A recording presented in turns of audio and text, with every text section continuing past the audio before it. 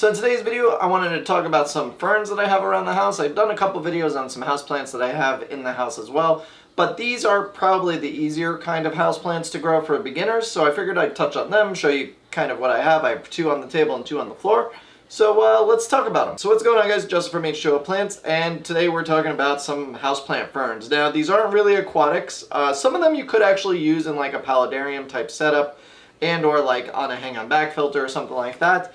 But overall, these are meant to be potted and, you know, maybe put in a window or on a shelf or something that gets a decent amount of light. It doesn't need super bright light, but they do enjoy a decent amount of light coming into the room. So let's talk about what we got here. We got a couple, these 2 are asparagus ferns. So I have this smaller asparagus fern. This is just your standard asparagus fern. It's probably one of my favorite houseplants, I'd say.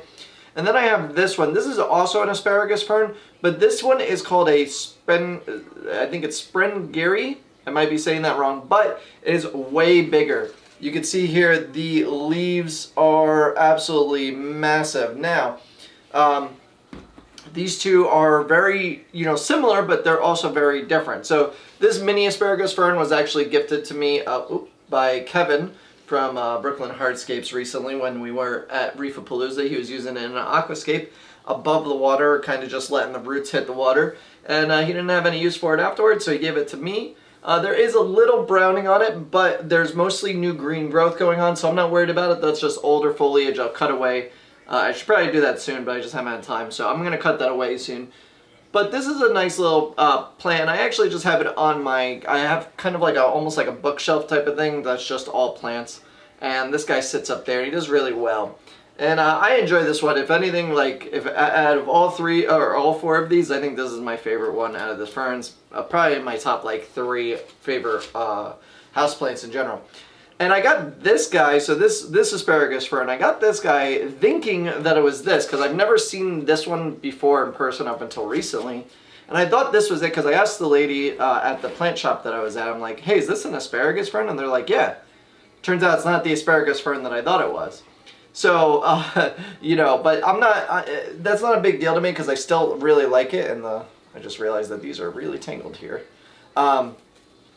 But the thing with this guy is, so the Sprengeri one thing to note is it actually has thorns, and these thorns, like I have rose bushes outside, and these thorns are more prickly than the rosebush thorns. They're much more smaller and narrow. So like just grabbing these guys at the stem, you got to be very careful because you're going to prick yourself quite often. And so it's not a plant that I'd recommend if you have like small kids running around or if you keep it any place where they can get to. If it's up high, then it's not a big deal. But as you can see, the leaves really do trail downwards quite a bit. And the thorns aren't as bad further down here. They're a bit smaller, but down by the base, they're a lot larger and they do hurt. So just keep that in mind. And really, these guys are pretty simple. Probably all the ferns, the really easy thing about them is like I just water them once a week, stick them in a somewhat sunny area. This guy is right in a window, this guy's in a window. Pretty much all of them are in windows, but they're in like northeast facing, southeast facing, and I think that's, yeah, both are southeast. Yeah. I think they're in like east, either northeast, east, or southeast facing windows, so they're pretty easy to go as long as they have a decent amount of light. Now I did try originally this guy hanging in the middle of my dining room because I thought it would be cool, but unfortunately that's the northeast window and it doesn't get a whole lot of light.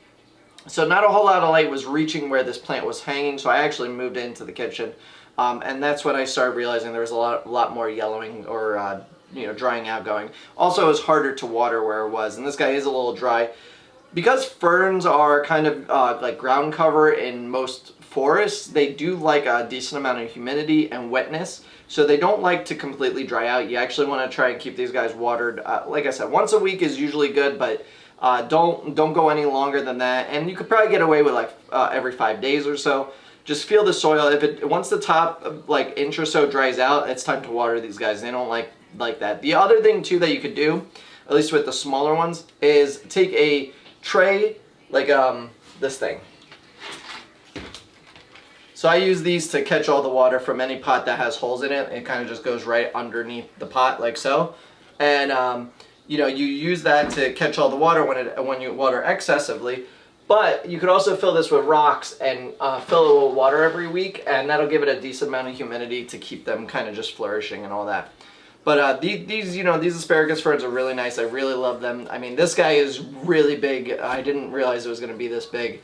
Had I known that, I probably wouldn't have gotten it. But at the same time, it's like, how beautiful is all like that, just long foliage. I want to actually just hang it from the ceiling in my kitchen window, which I'll probably do eventually. And that way it just trails down and just, you know, mimics that rainforest appeal. So I really like this one. But let's move these two guys out of the way for right now. Oh, and this guy, that asparagus fern, sheds all of its dry things, as you can see here. So once they dry out, just keep in mind, when you move them around, they start getting messy. Easy way to do that is trim off the, whatever's drying out or dying out. And, not to move them a whole lot. You shouldn't move houseplants in general, but if you like go to turn them or everything or anything like that, you're gonna probably have to clean up a little bit. So just keep that in mind. Most ferns are that way though. All right, next guy is this one. So this is this my oldest one? I think this is my oldest fern. It's either this one or the next one that I'm gonna show you. So this is a bird's nest fern. It's a lot bigger than most of these other ferns as far as their overall leaf. It's pretty big. And it's just a really easy to grow plant. I got it from a plant shop in New York City, and I just really enjoy this guy. He's pretty easy, like the other ones. Just water him once a week or so, and don't let them dry out completely. And they just kind of unfurl from the middle, as you can see here. This leaf, it kind of unfurls, so it's pretty cool.